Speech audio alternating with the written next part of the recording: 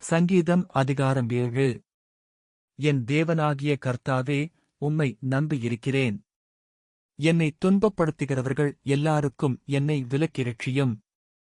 சத்துரு சிங்கம் போல் என் ஆத்துமாவை பிடித்துக் கொண்டு போய் விடுவிக்கிறவன் இல்லாமையால் அதைப் பீறாதபடிக்கு என்னை தப்புவியும்.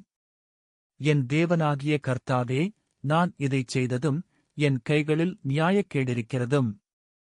என்னோடே சமாதானமாயிருந்தவனுக்கு நான் தீமை செய்ததும், காரணமில்லாமல் எனக்கு சத்துருவானவனை நான் கொள்ளையிட்டதும் உண்டானால், பகைஞன் என் ஆத்துமாவை தொடர்ந்து பிடித்து, என் பிராணனை தரையிலே தள்ளி மிதித்து, என் மகிமையை தூளிலே தாழ்த்தக் கடவன்.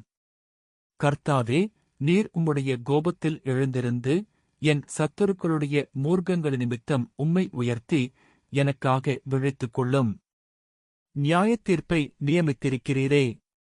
ஜனக்கூட்டம் உம்மைச் சூழ்ந்து கொள்ளும். அவர்களுக்காக திரும்பவும் உன்னதத்திற்கு எழுந்தருளும். கர்த்தர் ஜனங்களுக்கு நியாயஞ்செய்வார். கர்த்தாவே, என் நீதியின்படியும் என்னில் உள்ள உண்மையின்படியும் எனக்கு நியாயஞ்செய்யும். துன்மார்க்கருடைய பொல்லாங்கை ஒழியப் பண்ணும். நீதிமானே ஸ்திரப்படுத்துவீராக.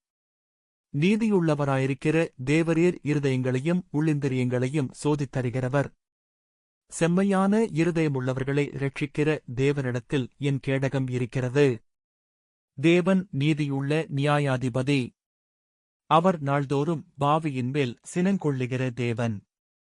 அவன் மனந்திரும்பாவிட்டால் அவர் தம்முடைய பட்டயத்தை கருக்காக்குவார். அவர் தம்முடைய வில்லை நாணேற்றி அதை ஆயத்தப்படுத்தியிருக்கிறார். அவனுக்கு மரணாயுதங்களை ஆயத்தம் பண்ணினார். தம்முடைய அம்புகளை அக்கினி அம்புகளாக்கினார். இதோ, அவன் அக்கிரமத்தைப் பெற கர்ப்பவேதனைப்படுகிறான். தீவனையை கர்ப்பந்தரித்து பொய்யை பெறுகிறான். குழியை வெட்டி அதை ஆழமாக்கினான். தான் வெட்டின குழியில் தானே விழுந்தான். அவன் தீவினை அவன் சிரசின்மேல் திரும்பும், அவன் கொடுமை அவன் உச்சந்தலையின்மேல் இறங்கும். நான் கர்த்தரை அவருடைய நீதியின்படி துதித்து, உன்னதமான கர்த்தருடைய நாமத்தை கீர்த்தனம் பண்ணுவேன். ஆமேன்.